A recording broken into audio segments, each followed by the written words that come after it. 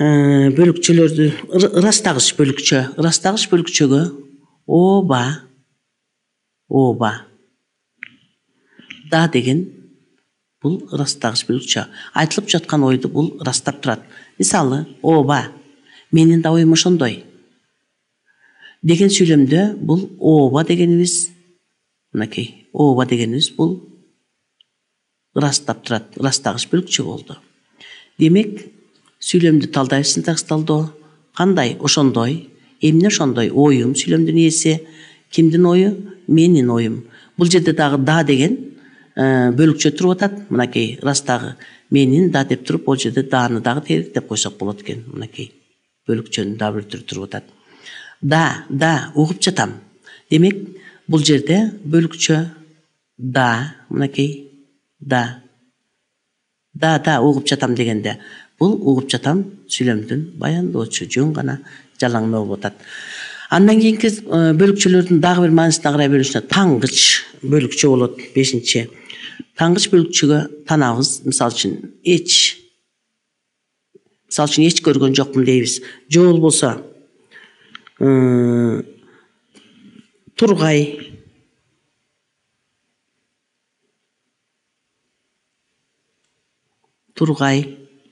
турмак,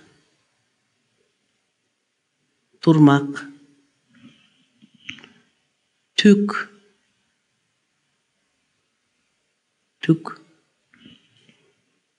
түгүл,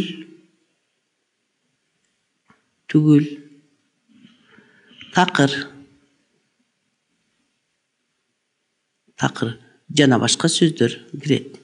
Мисалга кайрылабыз. Сайкалга эч жолуга элекмин. Демек, бул жерде тангыч бөлүкчө эч, мынакей мында териктеп коебуз, эч. Жолуга элекмин сүйлөмдүн баяндоочу. Кимге жолуга элекмин? Сайкалга жолуга элекмин сүйлөмдүн толуктоочу. Сайкал сөз түркүмү боюнча зататооч. Биз айрым гана сүйлөмдөргө морфологиялык талдоо жүргүзүп атабыз. Анткени эч деген бул 9-чу сөз түркүмү катар номер боюнча. Ал эми жолуга элекмин деген бул 5-чи сөз түркүмү. Ал сөздү такыр уккан жоксуңбу? Демек, бул жерде тангыч бөлүкчө, мынакей такыр дегенди тегиктеп коебуз. Тангыч бөлүкчө бул жерде такыр болду. Бөлүкчөлөр синтаксистик кызмат аткарбагандыгына байланыштуу эч кандай алды чийилген жок, жөн гана тегиктеп коюп жатабыз. Демек, уккан жоксуңбу? Ким уккан жок? Сен сүйлөмдүн ээси көмүскөдө. Эмнени уккан жок? Сөздү сүйлөмдүн толуктоочу. Кайсыл сөздү? Ал сөздү сүйлөмдүн аныктоочу болду. Ал сөз түркүмү боюнча ататооч, сөз зататооч, такыр 9-чу. Уккан жоксуңбу? 5-чи. Андан кийин бөлүкчөлөрдүн дагы бир бөлүкчө маанисине карай сурама ататооч болуп бөлүнөт. Сурама ататоочко анан ыя деген гана бөлүкчөлөр кирет. Мисалы, Айбек эртең келет бул жерде мынакей эртең келет дегенге деп суроо иретиндеги сурама бөлүкчө кошулду. Сен жазып бүттүңбү? Ыя.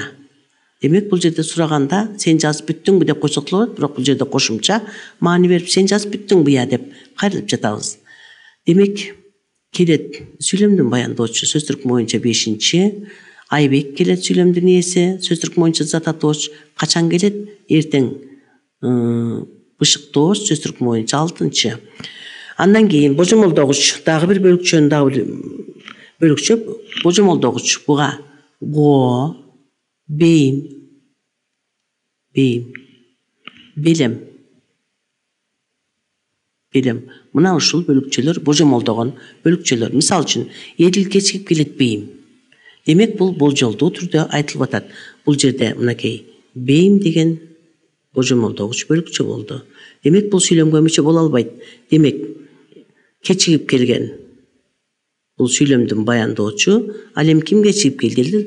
Эдил сүйлөмдүн ээси. Булар синтаксистик кызмат аткарышпайт. Ал сөздү сайра уккан го. Демек, бул жерде го деген божомолдоп атат. Эмне кылган? Уккан. Ким уккан? Сайра. Эмнени уккан? Сөздү уккан. Кайсы сөздү? Ал сөздү. Демек, бөлүкчөнүн 8-чи түрү бул салыштырма бөлүкчө. Буга куду, кадим деген салыштырма бөлүкчөлөр берет. Мисалы, куду энесиндей сулуу экен. Демек, бул жерде мынакей энесине салыштырган куду деген салыштырма бөлүкчө болду. Демек, бул сүрөт кадим эле тилектикине окшош турбайбы?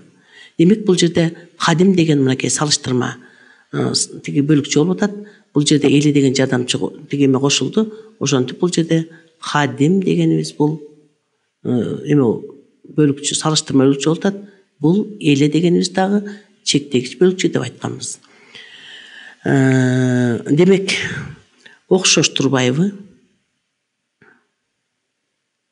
Окшош турбайбы сүйлөмдү баяндоочу? Эмне окшош экен? Сүрөт окшош экен. Кимдикине?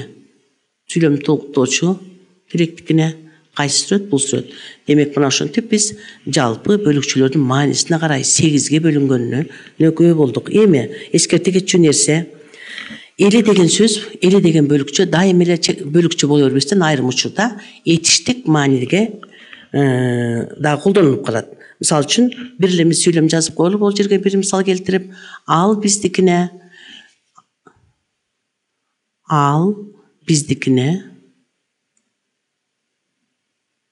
дайыма келчү. Дайыма келчү эле деп койсок, бул жерде жардамчы этиш болду дагы. Бул баяндооштук милдет аткарып калды. Жардамчы этиш. Демек, эске дагы айтылабыз. Демек, эли деген чектегич бөлүкчө дайым эле бөлүкчө болбостон айрым учурда бул этиш да болуп кетет экен. Сүйлөмдүн аягына келген мезгилде, демек, этиштик касиетке болот экен. Ошентип бүгүн биз бөлүкчөлөр жөнүндө жалпы маалымат алдык.